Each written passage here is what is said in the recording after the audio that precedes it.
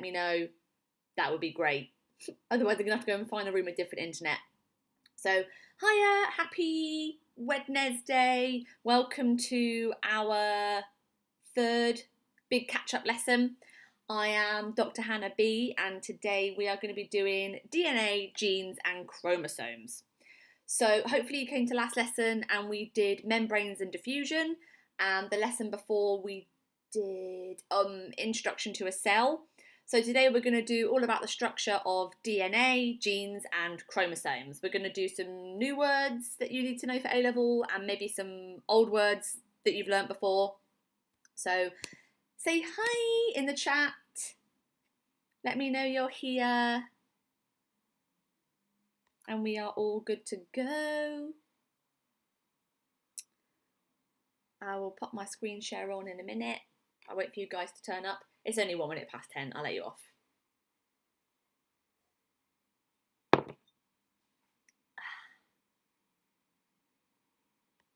Right. I will screen share in a second. Let me know in the chat if you can hear me and see me. Right, I'll pop my screen share on now. Right, so hopefully you can all see my screen. Shout if you can't. And my question to you is, who do we share the most DNA with out of these three guys? So as a percentage, what percentage similarity of DNA do we have with a mus, with a fruit fly, or with a banana? So while we're waiting for everybody to turn up, what percentage of similarity in terms of our DNA do we have with mice, flies, and bananas? So like, are we 90% similar to a banana, or are we only 20% similar to a mouse? So let me know in the chat what you think. Who are we most similar to? I'm just going to move you on this screen so I can see. Cool. So who am I most similar to? Who do we share the most amount of genes with? I'm going to start you off in a second. Jack says mouse, but what percentage? I need a number, Jack. So how much DNA do we share with a mouse? So I'm going to give you one of the answers. I'm going to tell you, Karina thinks we share 80% with a mouse. I'm going to put some guesses on the side. 80? Question mark? Ooh, that was a big question mark. Let's delete that. Right. She's going to be laggy today, guys. Okay, so I'm going to tell you that we share around... Wow, this button does not want to play. Right, we're just going to type today. Okay, we share not around 90% of our DNA with mice. We share around 40% of our DNA with bananas, and we share, I think it's about 60% of our DNA with flies. Or you guys have been like, 80% with flies? Yep, so we share, no, around 60% with flies, 80% to 90% with mice, and about 40% with bananas. So, yeah, we are 40% similar to bananas, I guess. Right. This served no purpose other than to give you some fun facts before we start the lesson, okay? So today we are doing DNA, genes, chromosomes. Number 1, what is this? This is a very famous photo. It's called photo 51. But what is it a photo of? I don't like the way I look from the side. Right, so what is this a photo of? What do we reckon? Here. What is this? It is to do with biology. Aim High Live has put a chromosome. 50% right? It's not a chromosome. What do we reckon it is? What is this? Jack's put DNA. Jack is the winner. This is DNA, okay? This is the very first photo of DNA ever, okay? So this was the proof that DNA was an alpha helix in structure, okay?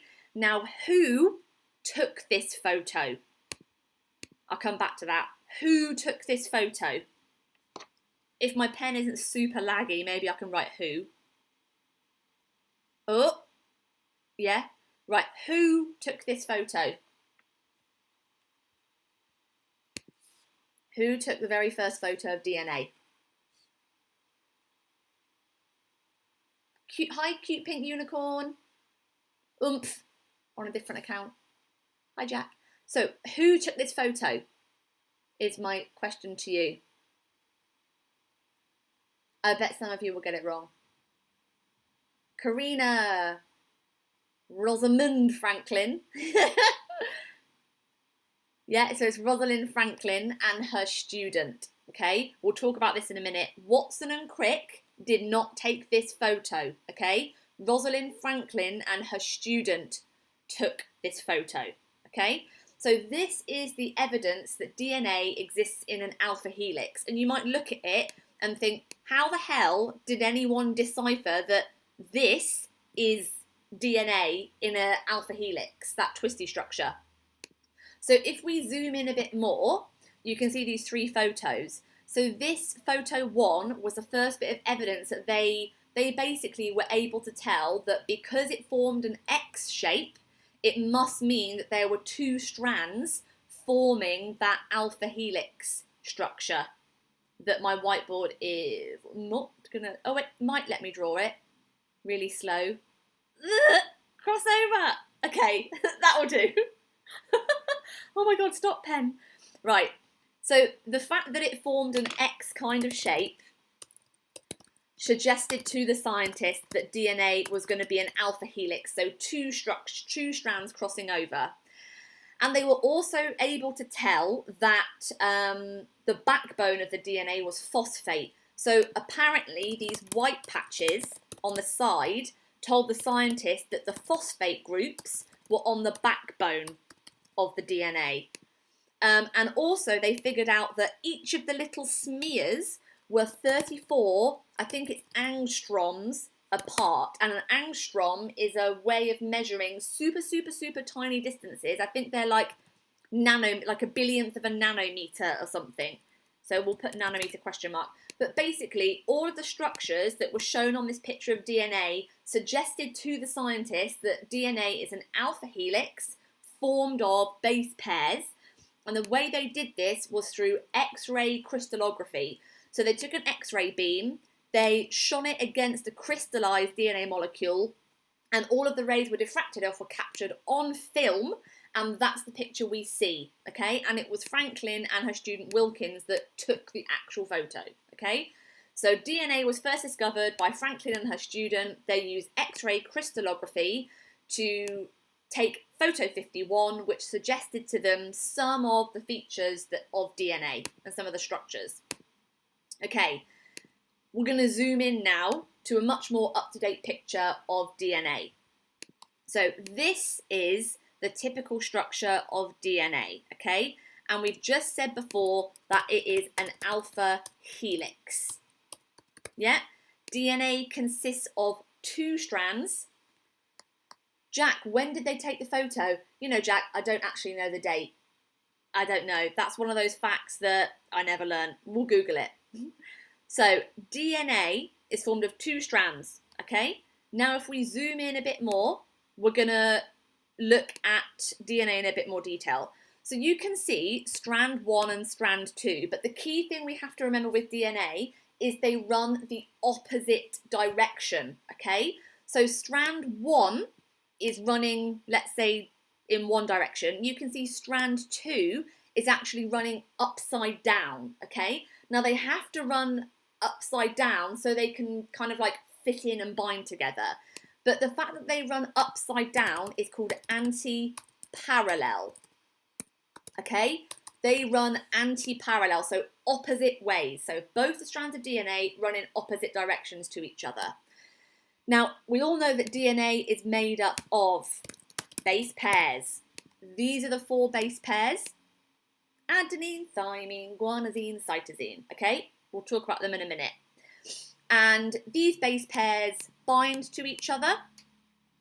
These are hydrogen bonds between the base pairs. I'm going to type now. Hydrogen bonds between base pairs, okay? Make that a bit bigger. And this was just an overview of DNA, okay? So now we need to zoom in a bit more and we need to look at this structure, the nucleotide, okay? Because DNA isn't just formed of base pairs. The base pairs themselves are actually attached to other things which form the DNA molecule. So we're going to zoom in even more. So this was our picture before. Now we've just zoomed in even more. So this is one nucleotide. Nucleotide. And a nucleotide consists of the base. It's sometimes called a nitrogenous base because its base is nitrogen, contains nitrogen. We've then got a sugar and a phosphate group. Okay? The phosphate group forms the backbone of the DNA. You can see here, this is the backbone. The sugar is going to give DNA its name. So this is a deoxyribose sugar, okay? And it's called a pentose sugar because it will have 5 carbons. 1, 2, 3, I'm using my mouse pad now, 4, 5, okay? This is a 5 carbon sugar. I'll put 5C. That's why it's called pentose. Pent for 5, okay? So the phosphate group is the backbone. Then we've got a sugar, a deoxyribose sugar. That's why it's called deoxyribonucleic acid. And then we've got our base. And our base is either going to be ACGT. Come back, let me do my T. Okay? So this is a nucleotide. Bases, base pairs. So we have 4 base pairs in DNA. Guanine, adenine, cytosine, thymine. Guanine, adenine, cytosine, thymine. Okay? Now, the difference between these bases is guanine and adenine are called purines, and cytosine and thymine are called pyrimidines. Guanine and adenine, all it means pyrimidine is that they've got 2 rings. Okay? They're just bigger base pairs. Now, the thing is to remember that purines always bind to pyrimidines. Okay? We never ever get purine and purine binding together. So I'm going to write that down as a rule. Purines always bind with pyrimidines. Pyrimidines. Always. Okay? We never get purine or pyrimidine because if we've got pyrimidine and pyrimidine, it's too much space in between the base pairs, okay? So basically, purine and pyrimidine is like the perfect combination of sizes of base pairs. So always purines bind with pyrimidines. So if my thing is going to let me draw it, so we always get G binding with who? Who does G always bind with? Who does G always bind with? Give me a letter. Who does G bind with?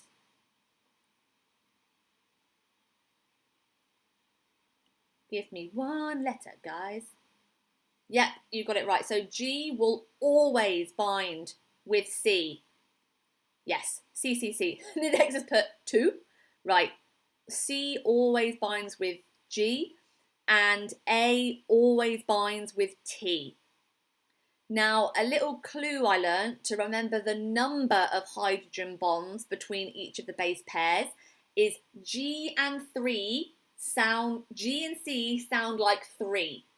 Okay? So therefore, there are 3 hydrogen bonds between G and C. So I'll put that there. G and C sound like 3. Therefore, there are 3 hydrogen bonds. Go back. Therefore, there are 3 hydrogen bonds between G and C. And between A and T, I just remember T is T for 2, so it's got to be 2. Okay? And so therefore, there are 2 hydrogen bonds between A and T. Okay? So if you're in the exam, you can sit there and you can be like, G and C sounds like 3. There are 3 hydrogen bonds. A and T, T for 2. There are 2 hydrogen bonds, okay? So G with C, A with T, always and forever, okay? So those are your base pairs.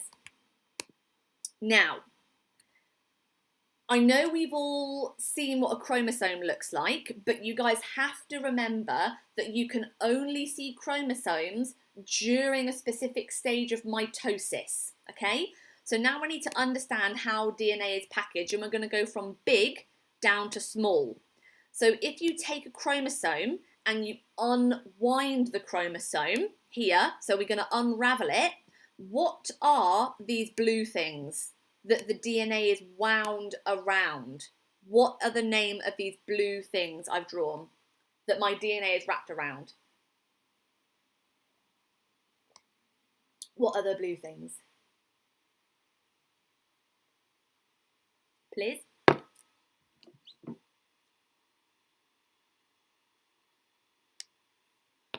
What do you guys think the blue things are? You might not have done this. I don't think you've done this at GCSE. So, I'll type it in. These blue things are called histones. Okay? Histones are a special protein that your DNA is wrapped around. So your DNA wraps around the histones. And I'm just going to put the histone is a protein. Okay? Now the whole point of histones is, think of it as like beads on a string. Okay? So if you can wind the string around the beads and then wrap all those together, it basically helps the DNA to coil up really, really tightly and fit into the nucleus, okay? So if we didn't have histones, we couldn't fit everything into the nucleus because we haven't wound it tightly enough, okay? So the histones, they help us to package DNA into the nucleus. And they've also got loads of other functions, but we'll do that in epigenetics on Friday. So histones help us to package DNA. And then if you were to unwind it even more, blah, blah, blah, blah, we'd get all the way down to our alpha helix with our base pairs, okay? So this is big to small, yeah? Small to big. And you can only see chromosomes during mitosis, okay? For the rest of the time, your DNA looks like this. Yeah? And to get from this DNA into a chromosome, I haven't done it on my next slide, this is called supercoiling. Yeah? So normally the DNA is like loosely packaged in this kind of squiggle. But when I undergo mitosis, I have to really tightly package my DNA up into a chromosome. So what happens is the DNA supercoils tighter, even tighter, into a chromosome. Okay, so a chromosome is a super wound up tight version of DNA, and the chromosome is the shape that it makes. Okay, so normally DNA looks like this. During mitosis, it tightens up, coils really tight to form a chromosome. Okay. What is a gene? Give me one sentence. What is a gene? And let's see how close you get. What is a gene? How would you describe to somebody what a gene is?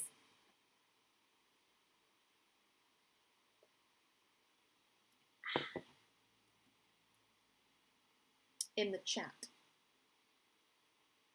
What do we think a gene is?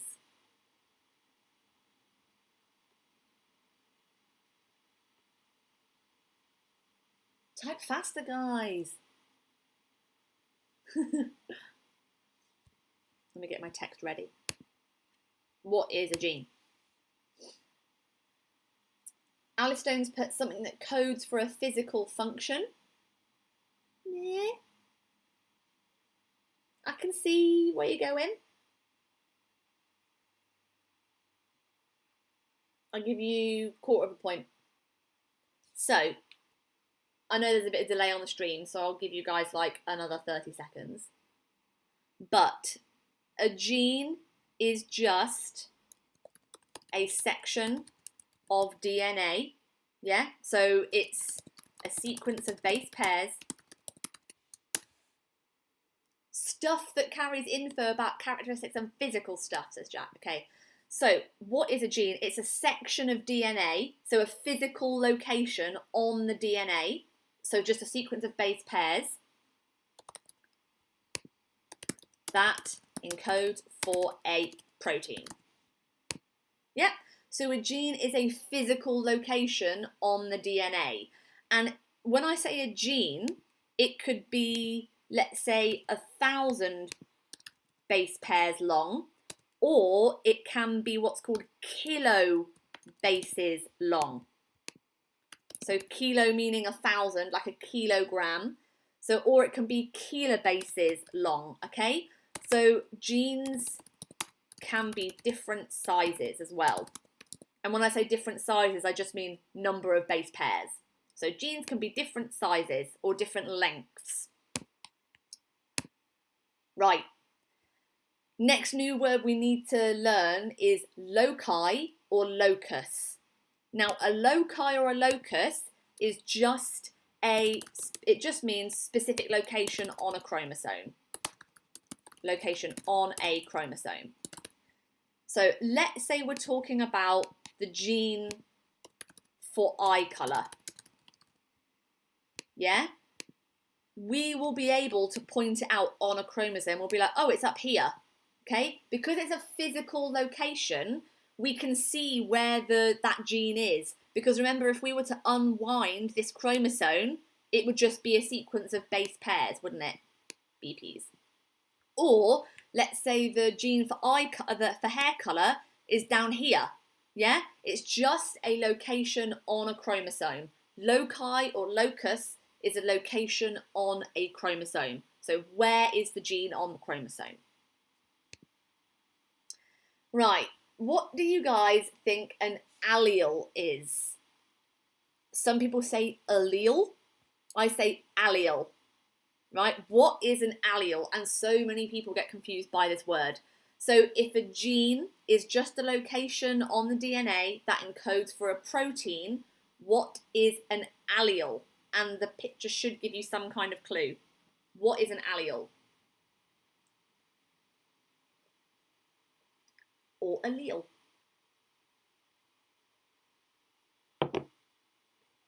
Alice Stone has got it in one, okay? It's a variant of a gene or a different flavour, different variety of the same gene. And the example people always use is we all have the gene for eye colour and we all have the gene for hair colour. It's just we have a different version of that gene, i.e. brown eyes, blue eyes, green eyes, or blonde hair, red hair, brown hair, okay? So an allele is a different variety of the same gene. So we all have the same genes, but we all look really different because we've all got different alleles, different versions, okay? New word. Completed it. One thing we need to know is you need to be able to like describe where to find the gene. So if someone's like, how do I get to Tesco's? You're like, oh, take this road, turn left, Tesco's is right in front of you. The same thing for chromosomes. If someone's like, where can I find the gene for eye colour? You'll be like, right, you need to find this chromosome, this arm, this location. So you need to be able to give somebody directions to a gene on a chromosome. And normally it's written like this, right? If someone says, where is the gene for eye colour? They're going to give you this code, right? Where is the gene for eye colour? They're going to give you this code. So you're going to be like, how do I follow this code? Like, how do I follow these directions, okay? So to break down this chromosome code, the first thing we need to do is look at the number, okay? Number 1 is what chromosome. So this means it's on chromosome number 7, right? It's on the 7th chromosome. So we'll do it in a minute. We'll go along and find chromosome number 7. The next thing we need to do is the code tells us what arm the chromosome is on, okay? And this one says P arm or Q arm. I just want to copy and paste another picture for you. Hang on, if I can get it. Right. So chromosomes have 2 arms, okay? Let's see if it will let me draw it. So top arm is P, bottom arm is Q. So this code says it's on the Q arm, so we know it must be on one of these 2 arms here, okay? So which arm, P or Q? And the final code is called the G band, okay? And this will be a specific, when you stain chromosomes, they come up stripy, basically. We'll see in a minute. And you basically can see what stripe the gene is on. So let's just draw my stripes on, for example. And it says it's on G band number 31. So I'll look through and I'll be like 1, 2, 3, 4, and I'll find number 31, okay? So this is the code for finding genes on chromosomes. Number 1, it tells us what chromosome, chromosome 7. Number 2, what arm is the chromosome on, P or Q. And the third one is the G band, so the actual location of the gene on the chromosome. Next up, so remember, you get 50% of DNA from your mum and you get 50% of DNA from your dad. Now, if we look at this chromosome, we normally draw them, you'll recognise this X structure. And this is a little bit deceiving because your chromosome is actually split in half. It's made up of 2 halves, okay? So now I've drawn it in different colours so you can see. So yes, a chromosome is drawn in this little X shape, but actually this half of your chromosome, the red side, comes from your mum, and this side comes from your dad. So if I were to split up these chromosomes, they would look like this, okay? One from your mum and one from your dad, and then they come together and join at the middle, okay? And these are called chromatids. Chromatid. So you have one chromatid from your mum, one chromatid from your dad. Chromatid from your dad. Together they make a homologous pair, or one pair or one chromosome. A chromosome pair, okay? Does that make sense? You get one chromatid from your mum, one chromatid from your dad. Together they make a chromosome pair. Got it? Now, if you came to one of my very early lessons, you would know the answer, but what is on the end of my chromosome? What is stuck on the ends? And I forgot to draw a little one in the middle here as well. So, question 1. Cute pink unicorn has put 7th chromosome, Q arm, 31st band. Yes, correct. That's how you would find a gene on a chromosome. Now I want to know, question 1. What is on the ends of my chromosomes? What have I stuck on the ends?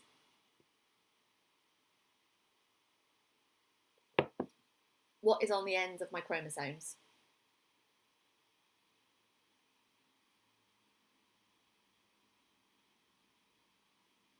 Tell me the answer. What is on the end of my chromosomes? If you came to my naked mole rats lesson, you would know this. What is on the ends of my chromosomes? Otherwise, I'm going to tell the answer now. I'm going to start typing really slowly. See if you guys get it. T. Low. Telomeres. Right. Telomeres. Okay. Telomeres are stuck on the ends of my chromosomes. And I want you to think of them as protective caps. I don't know why I'm typing in capitals, I'm shouting, sorry. Protective caps on the end of the chromosomes, okay? And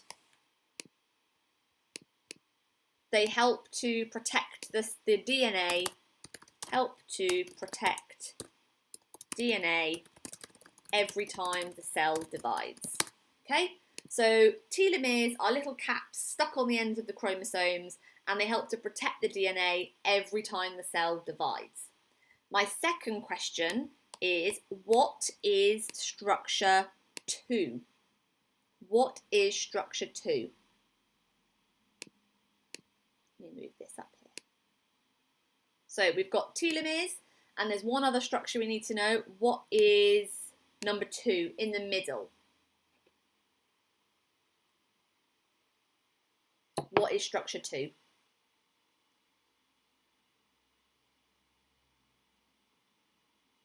Begins with a C. And then an E. Centromere. Okay? It's the centromere, the centre. Clue is in the name. And the centromere is where the two member chromatids join together to make a chromosome pair. Right? So the bit in the centre is the centromere. It's where the two chromatids join together to make a pair. Okay? Right. This is called a karyotype, and it's a way of looking at all the chromosome pairs in a human. Now, my question to you is, what can you tell me about person 1? So this is person 1, and what can you tell me about person 2? Any observations? Let me know. Anything you could tell me about human number 1 or human number 2?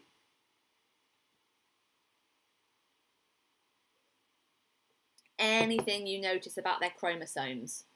And I like this picture because you can see that all the chromosomes are separated. So you can see that you've got one pair from your mum and one pair from your dad to make pair number 1.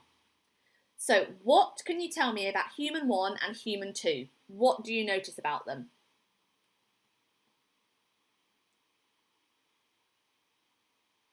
It's not a trick question. Ghost of Shadow Rat says 1 is male and 2 is female, as they are missing a chromosome. Jack's put 1 has 1 less than 2. Cool. Ghost of Shadow Rat, what an ominous name, has got it right, okay? So, and these are normal people. This wasn't a trick question, don't worry. So, number 1 is female because they have 2 X chromosomes. And you can see here, this person has 2 X chromosomes and no Y chromosomes. Therefore, they must be a female. And person 2 is a little boy because they have 1 X chromosome and 1 Y chromosome. So they must be male, okay? So females are XX, so XX, and males are XY. Remember, we have 23 pairs of chromosomes. So look, this one goes all the way up to 22, and then your sex chromosomes are your 23rd pair, okay? So you have 23 pairs of chromosomes, including your sex chromosomes. Now, what would happen if, I'm just going to use a different colour on the bottom one, what would happen if I did this and I added an extra chromosome 21? What would happen if I gave that person 3 chromosome 21s? What would that mean for that person? What would this person's diagnosis be? Yeah, this person would have Down syndrome, because Down syndrome, people who have Down syndrome have 3 pairs of chromosome 21. What do you mean I've put the female in the wrong place? Cute pink unicorn. Oh no, the Effie. Right, so, and if I've got 3 pairs of chromosomes, this is called a trisomy, right? Tri meaning 3, okay? So it would be trisomy 21. I have 3 pairs of chromosome 21. And this whole thing is called a karyotype here. And this is a way of diagnosing chromosomal abnormalities because we can physically see and count the number of chromosomes that one person has. Okay? Another question that you need to drill into your A-level skulls. What is haploid and what is diploid? What do I mean? What is haploid and what is diploid? What do I mean?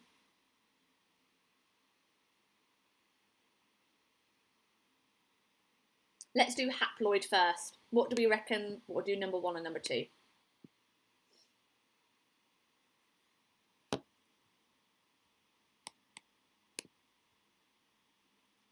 And sometimes they're written like this. 2N. What do you reckon they mean? And N. This is like the shorthand version.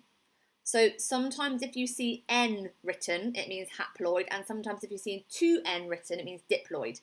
But I'm going to tell you the answers. So haploid means, I always remember haploid for half, okay? So this is a cell that contains half the number of chromosomes. Diploid meaning double, D for double. I always remember it's not an unusual number of chromosomes.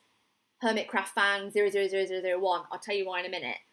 Diploid for double. These cells have double chromosomes.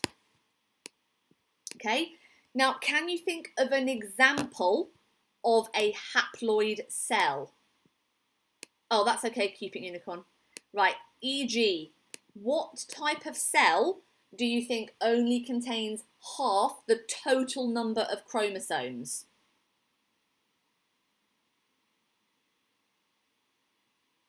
What do you think? Yes, Alice Stone's got it! Gametes. In capitals I'll put, okay? Gametes, egg and sperm, only have half the number of chromosomes because when egg meets sperm, the two halves make a whole, okay? You cannot have a diploid gamete because if you have then that when their egg and sperm come together, that baby will have quadruple the number, okay? You cannot have a diploid gamete. Gametes are always haploid.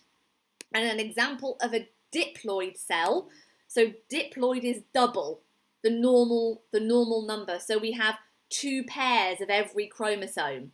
So in haploid cells, we only have one of the pair of every chromosome. One of the pair of every chromosome. For example, we would only have one of chromosome 21, okay? Goes to Shadow Rats, but quadruple chromosome makes an X-man.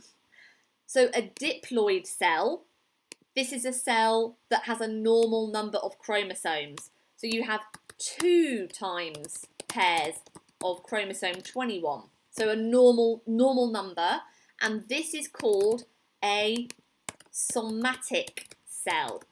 So any cell that is not a sex cell that contains a normal number of chromosomes is called a somatic cell. Okay? So haploid for half. So a cell that contains half the number of chromosomes, like a gamete. Diploid, or 2N, diploid for double. So this is a normal number of chromosomes. So you have 2 chromosomes, 2 chromatids in every pair.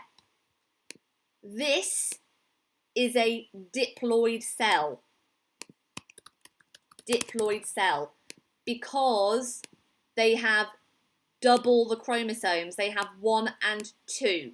Okay? Two lots of every chromosome. So get used to what haploid and diploid are. Haploid half, diploid double. Okay? Oh no, my pictures have gone. Oh, okay, well, so I had a man here. Here's my man. And here I had a horse.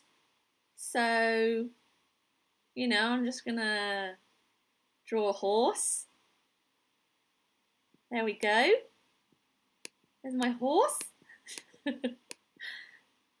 My question, this is his tail, right? My question to you is, who has more chromosomes? The horse, the fern, or the man?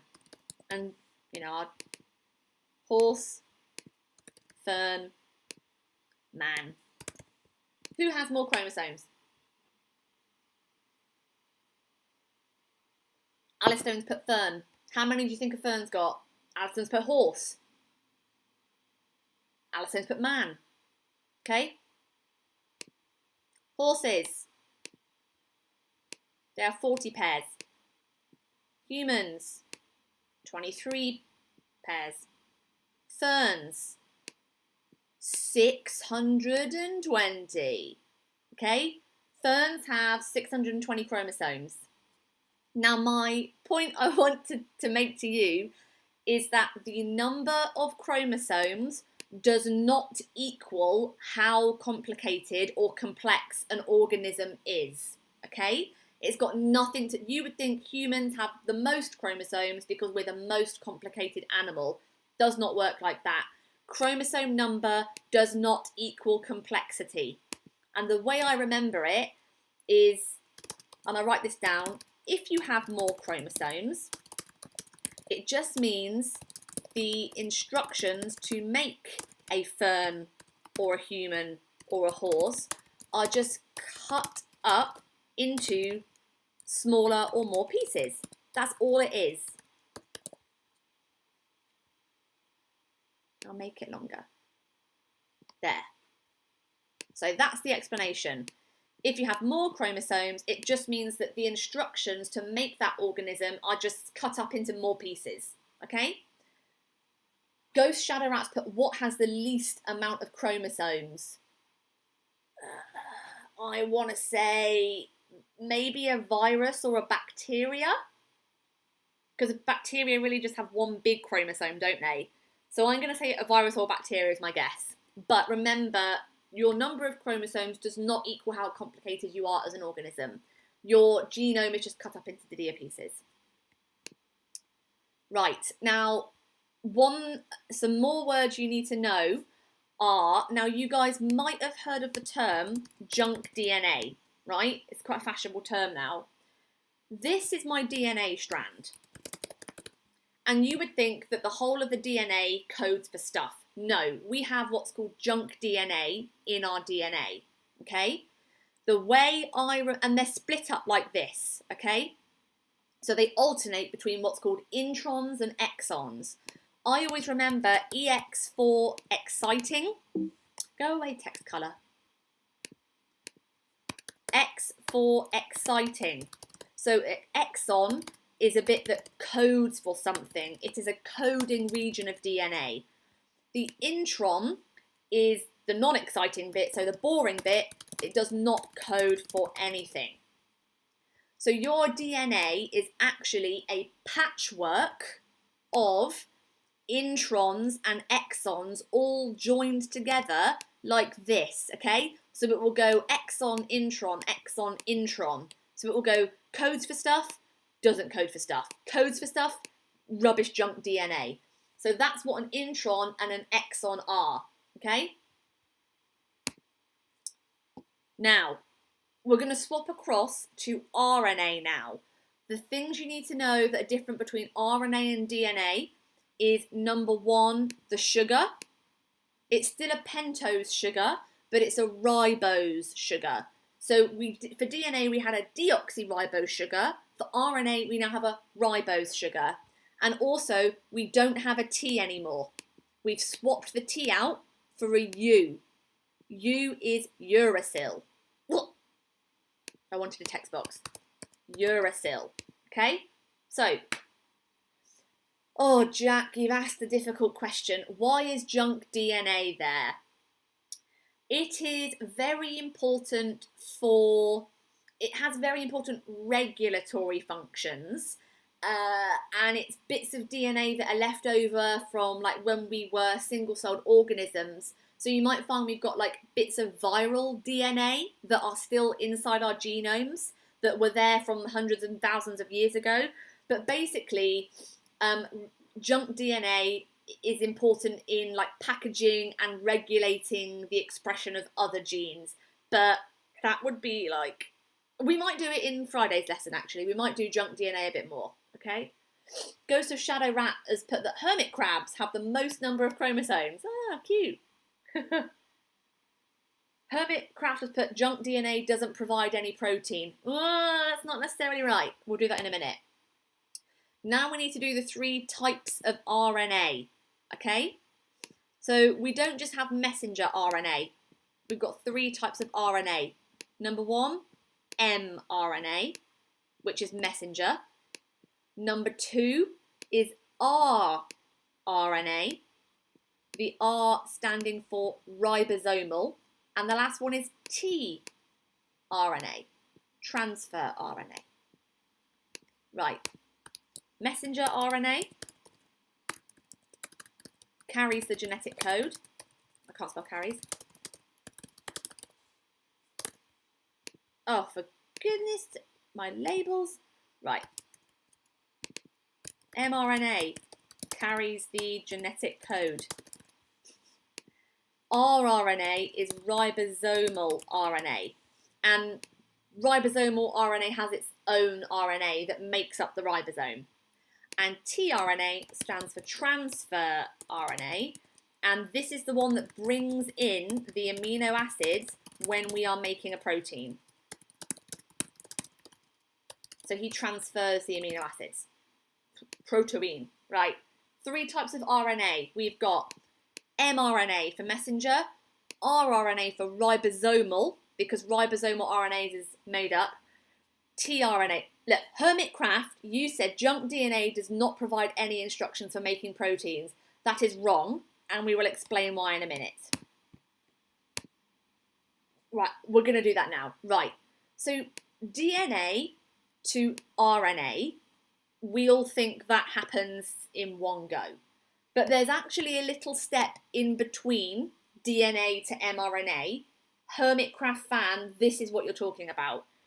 So DNA to RNA is called transcription, but there's actually a step in the middle called pre-mRNA. So it's not quite mRNA yet. We need to do some stuff to it to make it proper messenger RNA. And this is called splicing. And this is the last thing I'm going to do today because I know we're running out of time.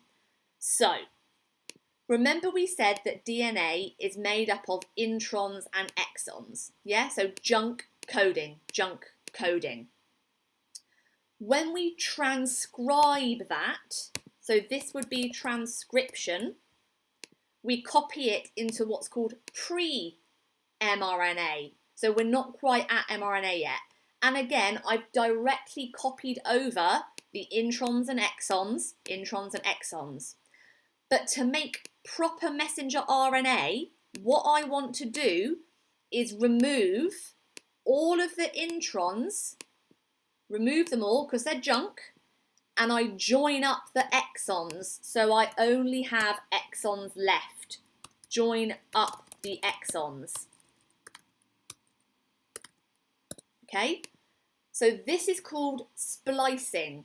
So I'm removing the introns, the junk DNA, and I'm joining together the exons, the bit that codes for stuff.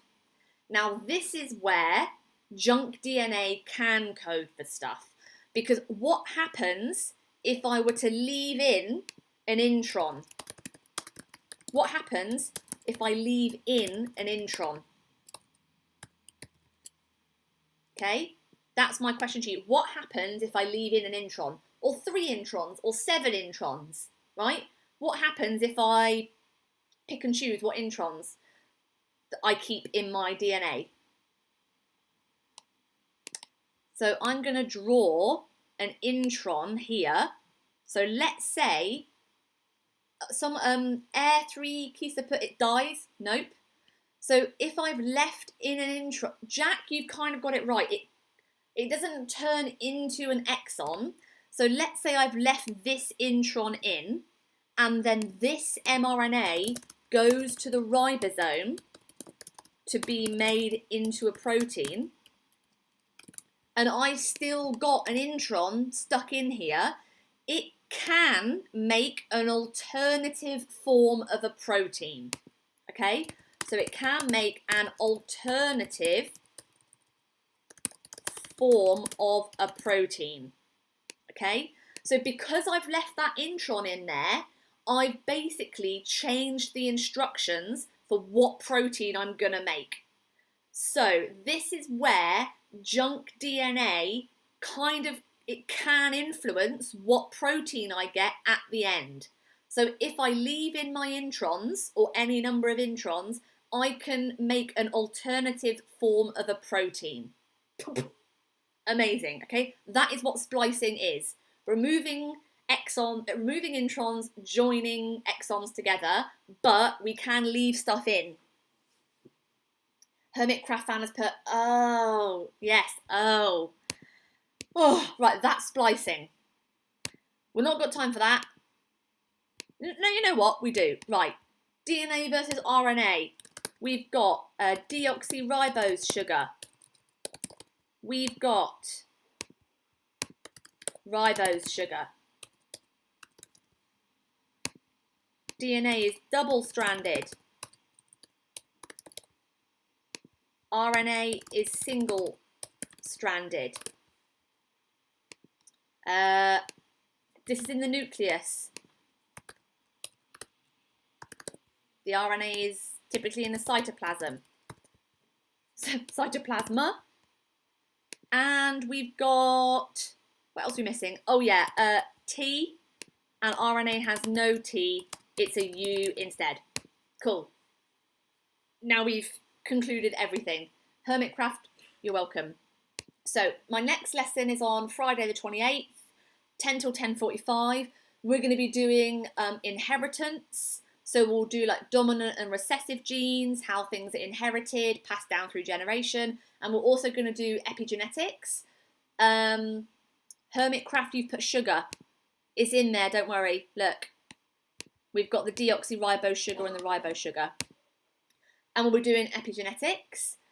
One thing I've been told to pass on to you guys from the powers of Aim High is if you guys are interested in letting us know your comments and thoughts about Aim High, you can email us at, and I put team at, I've written it down, aim, is it aimhigh.co or aim?